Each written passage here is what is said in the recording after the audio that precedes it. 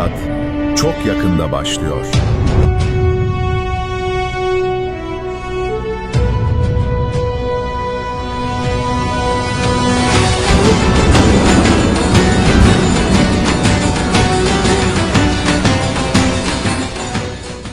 Assalamualaikum warahmatullahi wabarakatuh. Akkam jirtu hundi keessan baga nagaan gara viidiyootti intala keenya haarootti nagaan dhuftan. Akkuma beekamu xumura seenaa Kurulus Orhaan xumura nama ajaa'ibsiisuun goolabameera. Garuu seenaan sun dhuma irratti gaafii guddaa tokko sammuu keenya keessatti dhiisee darbe. Kana gidduutti gaafiin keenya namtichi yookaan daa'imni fardaan dhufan sun gara dhumaa irratti eenyu ture? Boqonnaan haaraan dhufuu ni jira moo hin jiru? Waa'ee kanaa isiniif himna. Kota iccitii kan har'a waliin haa ilaallu. Egaa xiinxala keenya jalqabuudhaan duratti viidiyoo keenya kana like share godhuudhaan haga dhumatti akka daawwattan asumaan isin affeerra. Akkasumas chaanaala keenya Oromoo Riikard bakkee subscribe godhachuudhaan mallattoo bilbilaa kana banuudhaan ol irra kaadhaa isiniin jenna.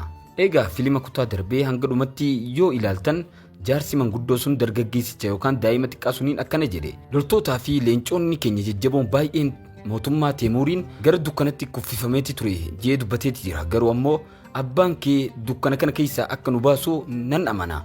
Guyyaa tokko atii fi sanyiin kee mootummaa kana gara naannoo addunyaa hundatti ni babal'iftu jeeniiti jira. Mee seenaa keessaa haa deebinu. Boqonnaa kana keessatti waraana Ankaaraa bara 1402 booda mootummaan Osmaaniyaa yookaan Ottomaan diigamiinsa guddaa keessa galeeti ture. Dukkana kana keessaa kan baasu mootummaan immoo Sultaan Mahammad Jalabii yookaan Sultaan Mahammad isa tokkoffaadha. Isaan booda kan dhufe immoo ilma isaa Sultaan Muraad lammaffaati. Gara dhumaatti ammoo yeroo yaanu kun maal nu agarsiisa? Karaan sanyii Ertugrul, Usmaanii fi Orhaan kanaan hin dhumanne. Filimni haaraan dhiyeenya jalqabuuf jiru ni jira.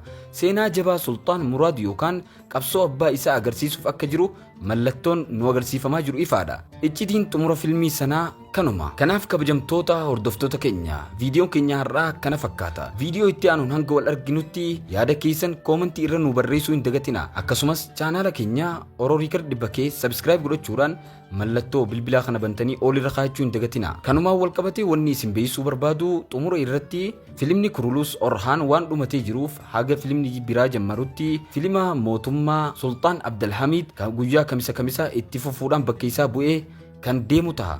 Filimni mootummaa Sultaan Abdulhamid seenaa dhugaa irratti kan hundaa'e yoo ta'u innilleen bulchiinsa Turkii jalatti yookaan achi bulchaa kan ture yoo ta'u kanaaf waa'ee isaa bal'inaan viidiyoo biraa isiniif hojjenna. Haga sanatti ammoo Sultaan Abdulhamid namoonni beektan ni jirtu, kan hin beeknelleen waliin ilaallaa. Kanaaf ammoo warroonni akka eegalamu barbaadan koomentii irratti yaada keessan nu barreessaa isiniin jenna. Galatooma. Haga viidiyoo biraatti walitti dachaanutti nagaan nuuf turaa isiniin jenna.